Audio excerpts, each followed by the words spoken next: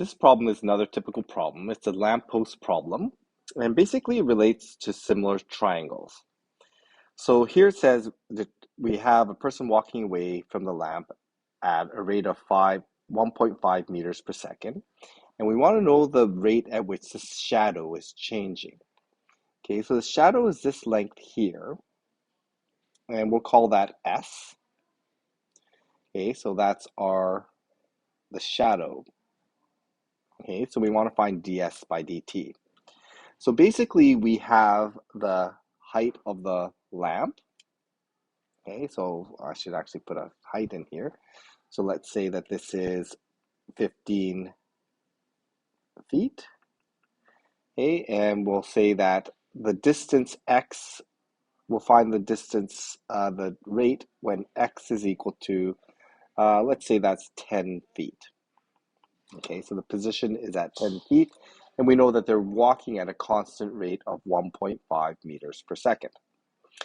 So this person is, we'll say that this person is 6 feet tall. So we have these parameters around this problem.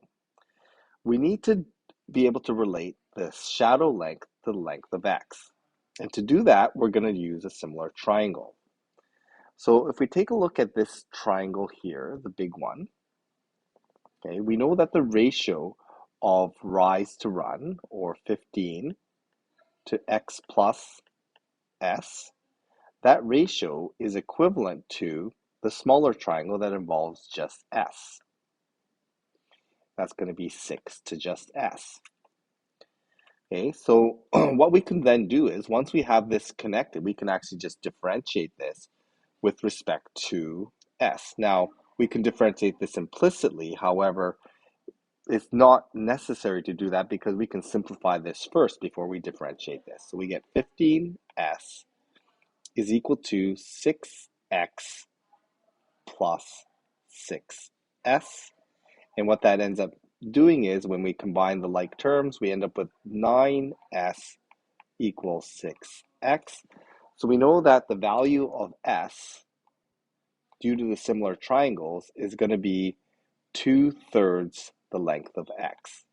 Okay, based on this similar triangle of 6 feet to 15 feet of height, the ratio of the length of s to x is 2/3 of x. Okay, so once we have that relationship, we're just going to find ds by dt by differentiating with respect to time, and that's going to be 2/3, and differentiate x with respect to time is going to be dx by dt. So then this basically is a ratio. The speed at which the shadow changes is going to be 2/3 the speed at which the x changes. So 2/3 times dx by dt, which is 1.5 meters per second. I'm just going to highlight that here. Okay, and then our ds by dt then, our ds by dt works out to be, it's going to be 1 meter per second.